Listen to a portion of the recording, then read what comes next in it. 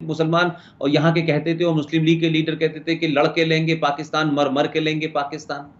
लेकिन साहब पाकिस्तान पे तो वोट दिया तो 98% मुसलमानों ने तो पाकिस्तान के लिए वोट दिया था। ये बात अलग है कि यहां से 2% लोग नहीं गए और उन इलाकों में कभी जिन्ना साहब खड़े नहीं हुए। जिन्ना साहब आज भी वो जो सीट महाराष्ट्र में है, बॉम्बे के अंदर बायकुला नाम की एक सीट है, जिन्ना साहब वहां से खड़े हुए और वहां से जीते थे। वो सीट तब से लेकर अब तक वहीं से मुसलमान जीत रहे हैं। तो मुस्लिम लीग ने कोई कोई कोई सीट वहां जीते ही नहीं। जो जो इलाके आज उनके पास है, चाहे सिंध हो, चाहे खैबर पख्तूनख्वा हो, चाहे पंजाब हो, ये तो यूपी बिहार के तमाम मुसलमानों से जीते। जो बात आपने कही है, मैं आज उसको इसलिए थोड़ा सा मानता हूं कि एक समय गैप था कि मुस्लिम एलीट में और मुसलमान आम आदमी के अंदर ये गैप था। लेकिन ओवर द टाइम भारत में मुसलमान होना एक पॉलिटिकल स्ट्रॉन्ग टूल और वेपन है। लोगों को लगता है कि इसमें रहने में हमको फायदा है। अगर हम वापस होकर हिंदू भी हो जाएंगे तो हमें कोई फायदा नहीं है, क्योंकि सक्सेसिव सरकारें आई हैं, उन्होंने हमेशा हिंदुओं को यह कहा है कि भाई आप खामोश रहें, आप चुप रहें, आपको नहीं बोलना है, हम देखेंगे हम देखेंगे हम देखेंगे, ये सरकारें कहती रही हैं। लिहाजा आज आप देखें कि सड़क पे बैठने वाला मुसलमान, सब्जी बेचने वाला मुसलमान, चाय बनाने वाला मुसलमान, कुली का काम करने वाला मुसलमान, वो उस पॉलिटिकल वेस्टेड इंटरेस्ट के अंदर पार्टी बन गया। वो पार्टी बन गया आज। तो मैं इरफान हबीब जैसे पॉलिटिकल, जिसे कह सकते हैं कि बहुत ही इलीट लोग थे, लेफ्टिस्ट थे, या आरिफ मोहम्मद खान साहब आज गवर्नर हो गए और वो वहां मौजूद हैं, तो ऐसा नहीं है कि कोई ऐसी मुहिम चल रही हो या कोई ये कोशिश कर रहा हो कि मुसलमानों को हम सच बताएं, सच समझाएं। क्योंकि मुझे लगता है कि एक तो वो मिथ टूटेगा, और अब मुसलमानों की पोजीशन इस देश के अंदर यह है कि जो नारे हमने कभी बचपन में सुना करते थे बहुत पहले, वो नारे अब सरे मंजर लग रहे हैं। जो नारे अभी शाहीन बाग में लगे, जो नारे अभी अलीगढ़ यूनिवर्सिटी में लगे, तो जो मैं नहीं मानता क्या कहते हैं कि आज मुसलमान जो है वो इस 70 साल के बाद में वो कोई बहुत उसके अंदर कोई बहुत ही शऊर सियासी पैदा हो गया है। हां, उसको यह समझ में आ गया है कि भारत की हुकूमतों को कैसे दबाया और धमकाया जा सकता है। तो जिस तरीके के नारे लगे कि हिंदुओं की खबर बनेगी एएमयू के अंदर, हमें चाहिए जिन्ना वाली आजादी, तो ये पहले कोई नहीं कहता था।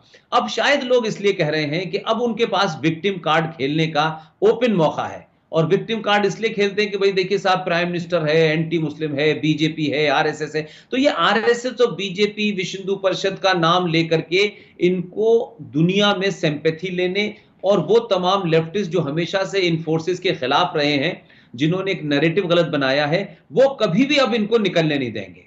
और इसलिए मैं ये नहीं मानता कि अब कोई बहुत बड़ा बदलाव होने वाला है। जो बात आपने दूसरी कही है वो मैं बहुत वाज़ेह तौर पे कह रहा हूं, पूरे होशो हवास में कह रहा हूं, और इसको मैं अंदर ही अंदर जो एक कहते हैं कि आग सुलग रही है, और वो मुझे लगता है सुलग नहीं रही है, वो दहकने वाली स्थिति में आ गई है इस देश में। ताहिर भाई, मैं नहीं जानता मेरी बात गलत हो, मैं अक्रॉस जितना लोगों से मिलता हूं, जो भी लोग हैं, एक तो लोग होते हैं इमोशनल, भारत माता की जय, हिंदू राष्ट्र, ये तो इमोशनल मानता हूं मैं। लेकिन एक रीजनिंग वाली क्लास है जो सिस्टम में बैठी थी, जो डीआईजी थे, डीजी थे, फॉर्मर ब्यूरोक्रेट्स हैं।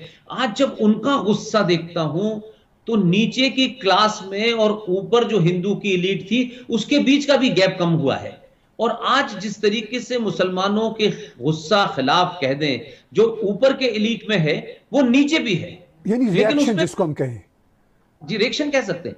तो मुझे क्या लगता है कि मैं कोई बहुत अच्छे मैं हालात की तरफ ये मुल्क जा रहा हूं, मैं नहीं देखता कि ठीक है, हुकूमत है, हुकूमतों का काम है, पुलिस है, सेना है, ये तो एक फेस होता है। लेकिन सोसाइटी को कभी पुलिस नहीं चलाती है, सोसाइटी को कभी संविधान नहीं चलाता है। सोसाइटी अपने अंदर एक ऐसे हालात पैदा कर लेती है कि उसको बात बात में कानून, बात बात में आईपीसी की जरूरत नहीं पड़ती है। लेकिन अब मुझे लगता है कि ये मुल्क मेजॉरिटी को हजारों साल के बाद अपने होने का एहसास हो रहा है।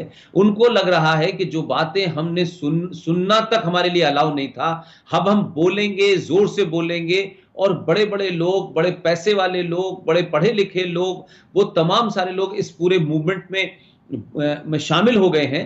इसलिए आज भले ही टेलीविजन ने इतना लोगों को अवेयर कर दिया हो और ये जो सोशल मीडिया है इसने अवेयर कर दिया हो, तो छोटी सी बात का काउंटर आता है, खटाक से आता है, रीजन के साथ आता है। तो मुझे लगता है कि ये देश, आप माने या न माने, ये देश सिविल वॉर की तरफ बढ़ रहा है। वो कब होगी मैं नहीं जानता, लेकिन सोसाइटी में गुस्सा इसलिए है कि उसको इस बात का अफसोस है कि हमने सब कुछ किया, हमने टैक्स दिया, हमने मुल्क बनाया, हमने सड़कें बनाई, हमने रेलवे, लेकिन कुछ लोग इस मुल्क को सिर्फ इस्तेमाल करने के लिए भरे हैं कि ये नहीं मिला मुल्क तोड़ देंगे, ये नहीं मिला हम ऐसा कर देंगे। तो ये जो दबाव है, ये जो धमकी है, ये जो डरना है कि आप सरकारों को डराएंगे, आप किसी नाजायज बात को भी मनवाने के लिए रेलों में आग लगा देंगे, बसों में आग लगा देंगे, तो लोग तो डरे हुए हैं।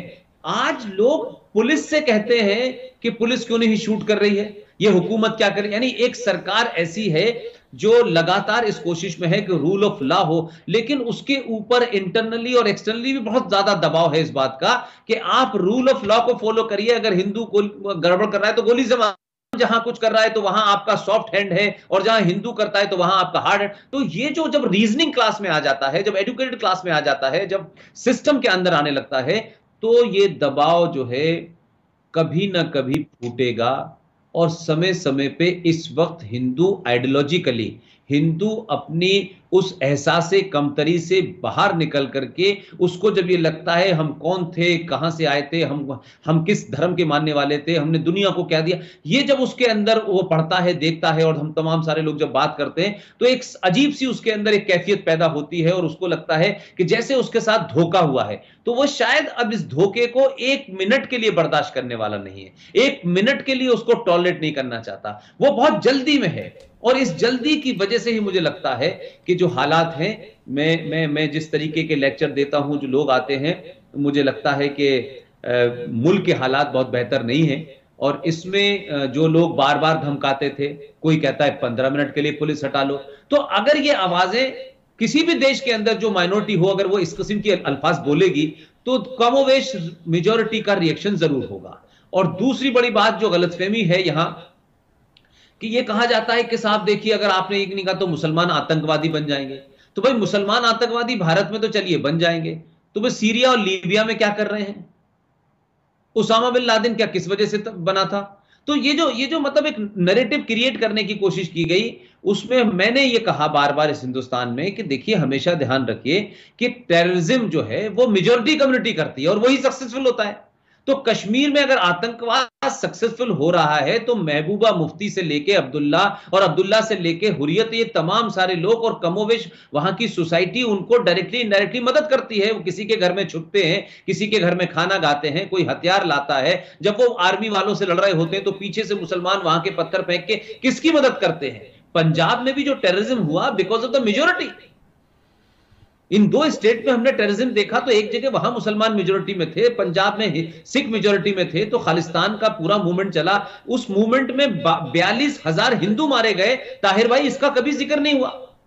लेकिन मैं ये कहता हूं कि हजारों सदियों से जो सबसे खामोश कम्युनिटी है, जिसके जहन में, जिसकी किताबों में हिंसा नाम का शब्द ही नहीं है, आप मुसलमानों ने पिछले 70 साल में इस हिंदू को, जिसे आप कायर कहते थे, कावर्ड कहते थे, टिमिड कहते थे, सबमिसिव कहते थे, ये लड़ना ही नहीं चाहता था, ये रिएक्शन ही नहीं देना चाहता था, ये अपनी आवाज में जोर से नहीं बोलना चाहता था, ये जोर से चिल्ला के आपको गाली नहीं दे। आज आपने उसको बैक टू द वॉल ला दिया है, और अब वो रिएक्शन करने के अलावा उसके पास कोई रास्ता नहीं है। तो ये मुसलमानों को इस मुल्क के तय करना है कि भाई हम किस दूर तक इस देश के हिंदू को लेके जाएंगे, जब आप नारे लगाते हैं, चिल्लाते हैं और क्या क्या नहीं कहते।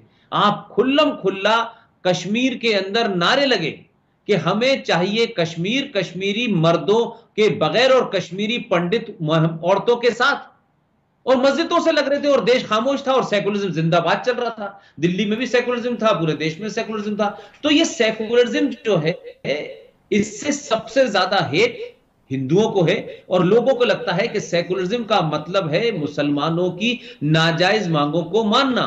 लेकिन यही बात माइनॉरिटी के अगर एंगल से देखें तो पंजाबी 2.5% है इस देश के अंदर, पारसी 50,000 इस देश के अंदर, सिख हैं, बौद्ध हैं, जैन हैं, उनको माइनॉरिटी कभी नहीं माना गया। एक नैरेटिव क्रिएट कर दिया कि माइनॉरिटी मींस मुसलमान। तो मुसलमान अगर इस देश में 25 से 30 करोड़ भी है